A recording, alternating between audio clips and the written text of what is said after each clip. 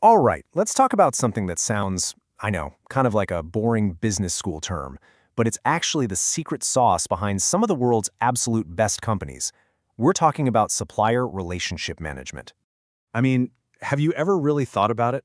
Why is it that some companies are just constantly on a roll, always innovating, while others in the exact same field seem, well, stuck? What's really going on there? Well, a lot of the time, the answer isn't just about what's happening inside their own four walls. It's about their partnerships. Think about it like this. You could be the most talented chef in the world, right? But if you don't have farmers bringing you amazing, fresh ingredients, you're not making a masterpiece. It's that simple. The truly great companies get that they're not operating in a bubble. Okay, so this whole idea of building strategic partnerships actually has a name. In the business world, we call it SRM, which stands for Supplier Relationship Management. But look, before we dive into the textbook definition, let's just get straight to the point. What's the ultimate goal here? It's all about one thing: continuous improvement. You're trying to build a system that's always getting better. Better quality, more efficiency, cooler innovations. It's about moving forward, but doing it together. All right, so here's the official lingo. I know it looks like a mouthful, but let's break it down real quick. Formal process. That just means you're doing this on purpose. It's a real strategy, not just luck. Managing all interactions. That means everything counts. Every call, every email, every shipment. And this is the most important part, to maximize the value. And that means value for both sides. This isn't about squeezing your suppliers for every last penny. No, it's about making the whole pie bigger for everyone. So that covers the what and the why. But how do you actually do it? What does this look like day to day? Well, it really boils down to a pretty simple but super powerful three-part toolkit. These three things, right here, this is the engine that makes SRM run.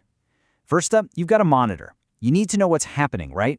Keep an eye on performance, catch risks before they turn into full-blown disasters. Then you communicate.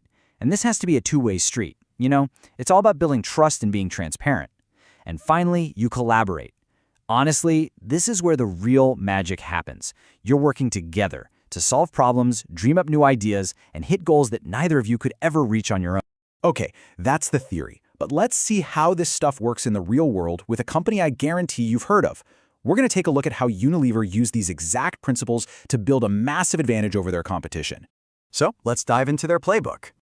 What's so cool about this is how perfectly Unilever's strategy maps back to that toolkit we just talked about. See, they didn't just buy stuff from their suppliers. They built these deep strategic partnerships around big goals like sustainability. That's collaboration, big time. They were laser focused on making sure their suppliers were reliable. That's monitoring 101. And the whole thing was built on a bedrock of open communication, all aimed at long-term shared success.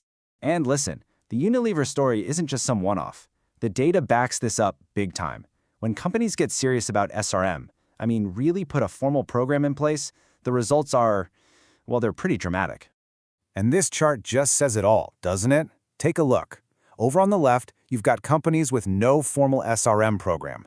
They're just kind of puttering along at a performance score of 45. But look to the right. The companies that have a formal program in place, they're hitting a score of 90. That's literally double the performance. We're not talking about a small bump here. This is a complete game changer. So, what does that incredible jump in performance actually get you in the real world? Well, research shows it boils down to two huge wins. First, you get a massive boost in innovation because you're now tapping into the brains and expertise of all your partners. And second, you get way more stability in your supply chain. You can count on your partners, which means your customers can count on you. And all of this really leads us to the main point, the big takeaway from all of this. We tend to think a company's greatest assets are its factories, or its patents, or its own people. But in the world we live in today, one of your absolute strongest assets is often outside your own building. It's that web of relationships you build with your suppliers. So I'll leave you with this question to chew on. In a world that's always chasing the next flashy product, what if the next truly great innovation isn't a product at all? What if it's a partnership? Maybe the most revolutionary thing a company can do is just learn how to build a real, collaborative, trusting relationship. Something to think about. Thanks for tuning in.